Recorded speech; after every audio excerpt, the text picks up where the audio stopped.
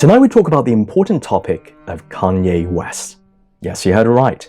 You probably heard of Kanye before. If not, you probably heard his songs. He's really written and released such great songs. Not to mention, you probably came across his contributions in fashion with his Yeezy brand, those sneakers, those clothes. Many would regard Kanye as a true creative genius based on his contributions in these spaces. And indeed, he would see himself as a sort of Jesus-like figure, referring himself directly as Yeezus. And despite such fame and such height of achievement, Kanye would come into controversy recently, especially in the way that he is actually handled Pete Davison dating Kim Kardashian. Now, he's actually leveraged this height to directly bully and harass Pete Davison for dating Kim. And many Kanye fans are just wondering what's going on because he's truly behaving like a child.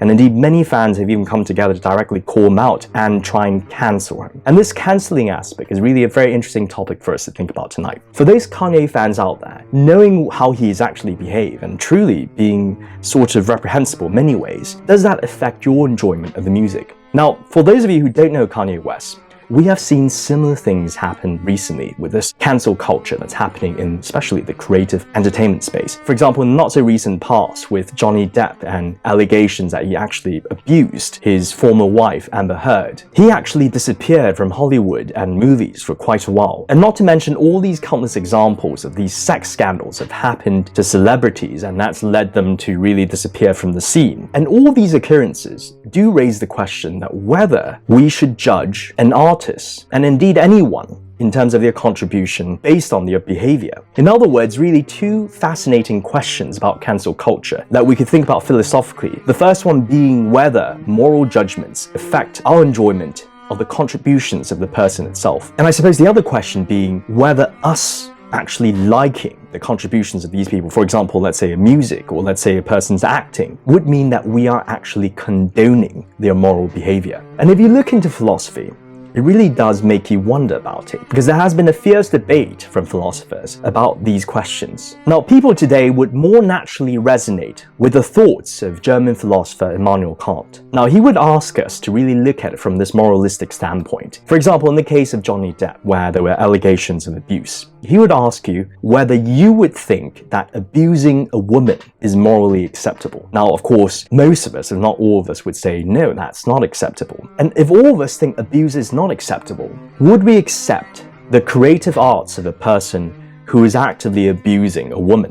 For Kant, it is a very easy question, because by accepting it, by watching his movie, or for example, by listening to Kanye's music, you are condoning his morality. You can't pretend that the morality isn't there. He is a person after all, and since he's engaged in immoral behavior, we should not condone it by supporting his work. And indeed, this resonates and perhaps is the foundation of cancel culture today. And we would think it is very, very straightforward. And yet, despite that, despite the fact that we might be against these immoral behaviors of these artists and these people, deep inside, some of us might still enjoy the music of some of these people, or perhaps the movies of some of these people. Are we supposed to let that go? Now, it is here that another German philosopher, and in fact a person who idolized Immanuel Kant, German philosopher Arthur Schopenhauer, he would have a rather different view. Now, to give a bit of context, Schopenhauer is rather different from Kant. Kant very much lived a very monastic sort of lifestyle. He truly was a firm believer of the morals. Whereas Schopenhauer, he didn't exactly have a spotless life. And indeed, his own life was filled with controversies here and there, and you would even say sin.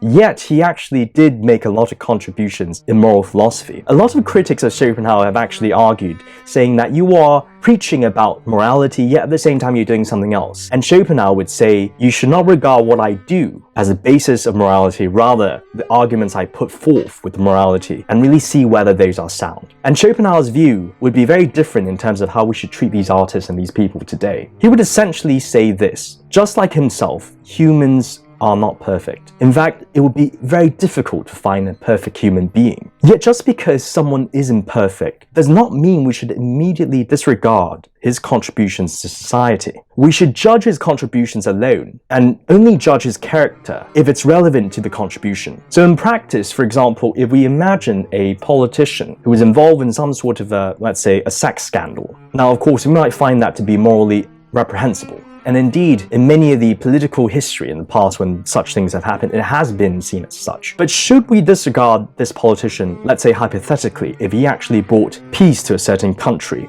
in his achievements, or if he has yielded such great impact, positive impact to the country that he was serving? To Schopenhauer, it would be rather artificial to disregard all his contributions just because he is flawed as a human being. Now, Schopenhauer would draw a line. He would say that, of course, if let's say his moralistic behavior affected his job, let's say if he was a rampant liar and he is highly incompetent, or perhaps a person who is truly very greedy and just deceitful to his people, those sort of flaws would directly affect his function and of course his contributions. And in such instances, we should of course judge those too. But in a case where we are just looking at a person's personal behavior, we should set a line between appraising what he actually did, as opposed to actually judging him and his personality and perhaps his morally apprehensible character. Those two things might be very different. And indeed, if you were to look in the space of creative arts, we see such great examples of this in play. For example, we all know Beethoven, such a musical genius. I mean, many of us enjoy his music, and really our civilization has enjoyed his music for countless of centuries. Yet despite that, did you know that Beethoven was actually quite a character? He was a very angry grouch, and he actually cheated his publisher. Yet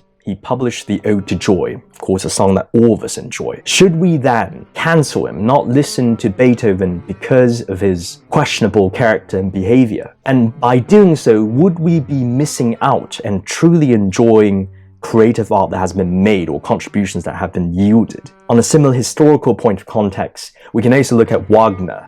Of course, he's had such great music, for example, Rise of the Valkyries. At the same time, he is actually a famous anti-Semite, incredibly racist. Not to mention great writers like, for example, H.P. Lovecraft with his contributions in horror, an incredibly racist person, but yet his work has actually transcended racism and culture. Lovecraftian sort of horror as a piece of genre in literature and really in films now exists literally in all sorts of languages and of course all sorts of demographics and of course all sorts of countries and all sorts of races. So we can see from Schopenhauer's point of view that to immediately cancel an artist or person and disregard his entire contribution, and perhaps even to avoid it, perhaps would be quite fatalistic to ourselves as a society. Now, Schopenhauer is of course not advocating that we should condone immoral behavior. Indeed, immoral behavior should be perhaps punished. For example, if it is something that is illegal, then perhaps a person could get into trouble. But just because a person is punished, it doesn't mean, at least for Schopenhauer, that we should disregard the beauty of a truly great contribution to society. Now, as we're having this discussion right now, maybe some of you might feel a bit on the fence. You can certainly see both sides of the argument,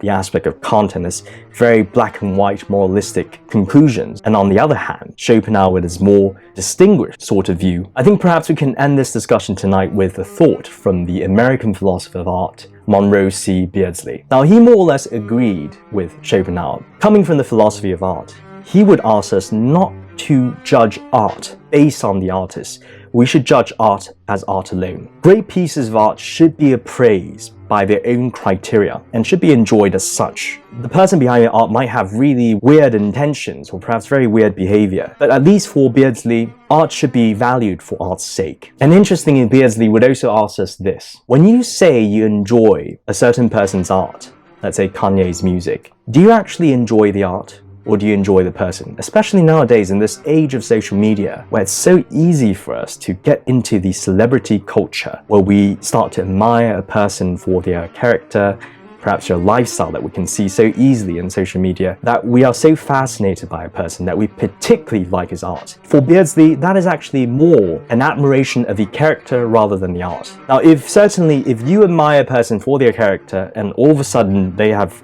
shown their true colors or they've changed, then of course it might make a lot of sense to not enjoy the piece of art anymore. But if you're truly a person who considers yourself a critic of art, then perhaps for Beardsley, in the same vein of Schopenhauer, we should judge art for art and people for people. And of course, this is a very complex question and distinction, especially nowadays when art and the artist are becoming so closely linked and merged together. Sometimes it's very hard to distinguish one from the other. And because of this, we will certainly see this critical question arise ever increasingly more so as celebrity culture and social media evolve.